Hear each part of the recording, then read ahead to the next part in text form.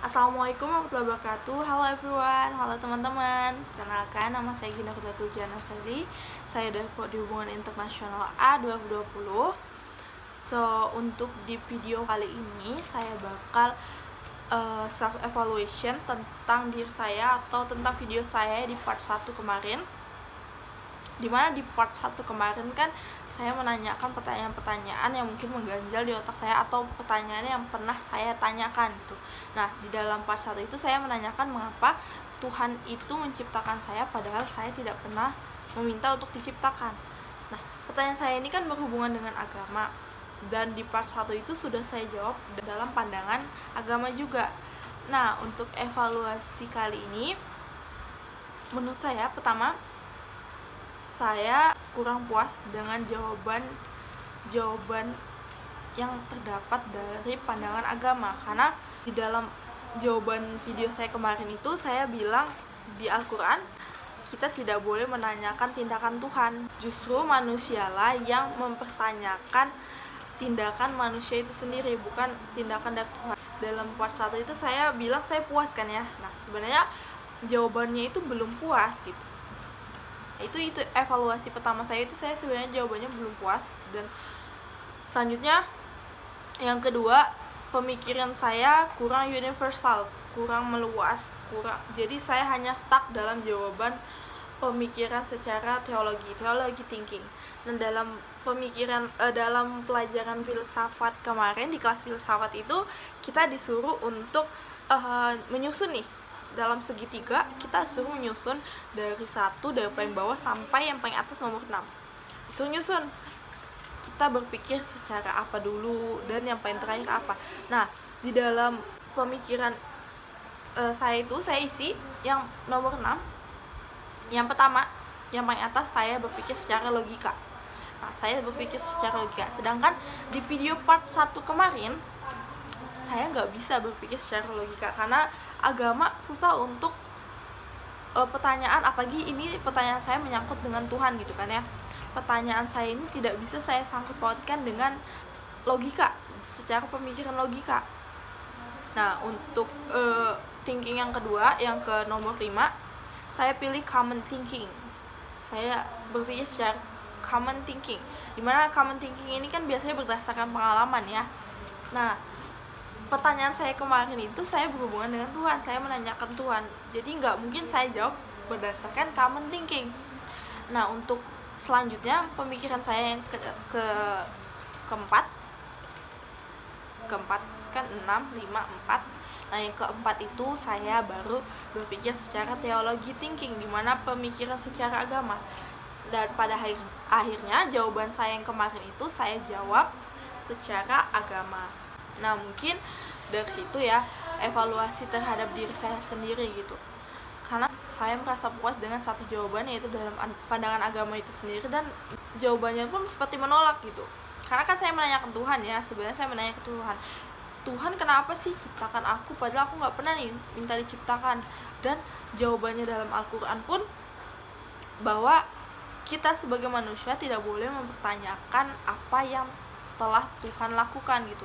Tuhan nggak perlu persetujuan siapapun untuk menciptakan sesuatu. Tuhan tidak pernah meminta persetujuan siapapun untuk melakukan sesuatu gitu.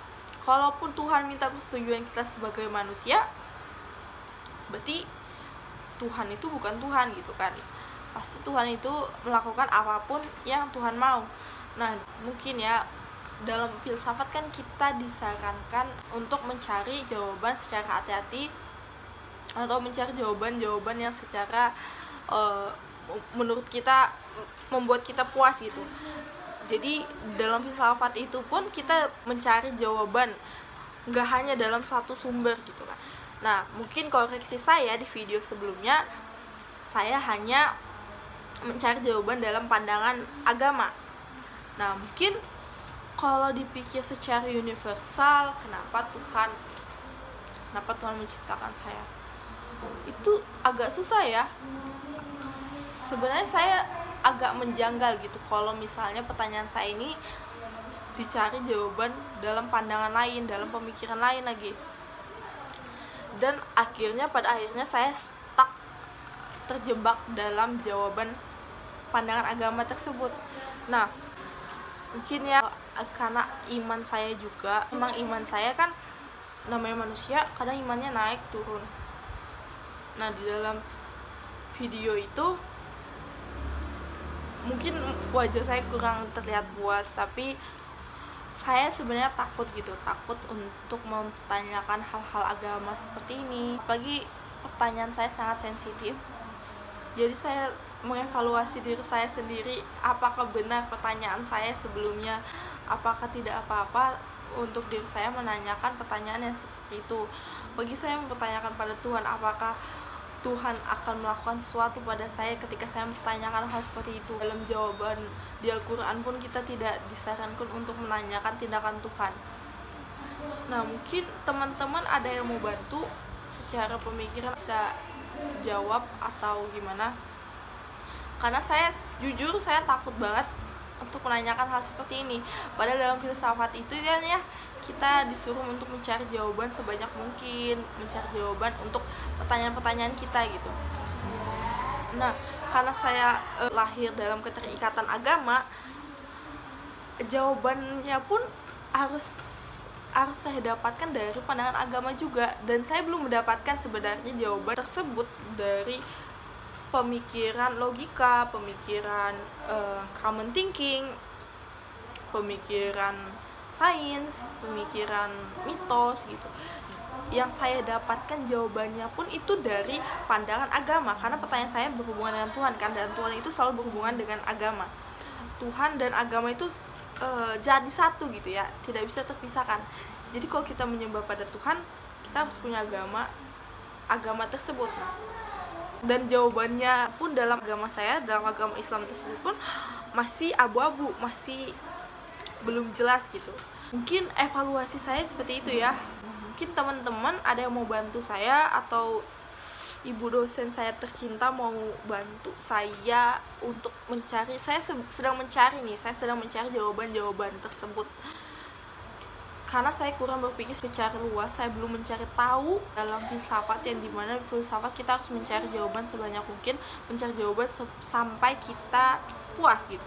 Dan jawaban saya pun belum puas gitu ya, karena dari agama tersebut. Sekian video saya kali ini. Kalau ada salah, saya mohon maaf banget, karena pertanyaan saya sangat sensitif bagi saya sendiri. Saya merasa pertanyaannya sensitif dan jawabannya susah untuk dicari.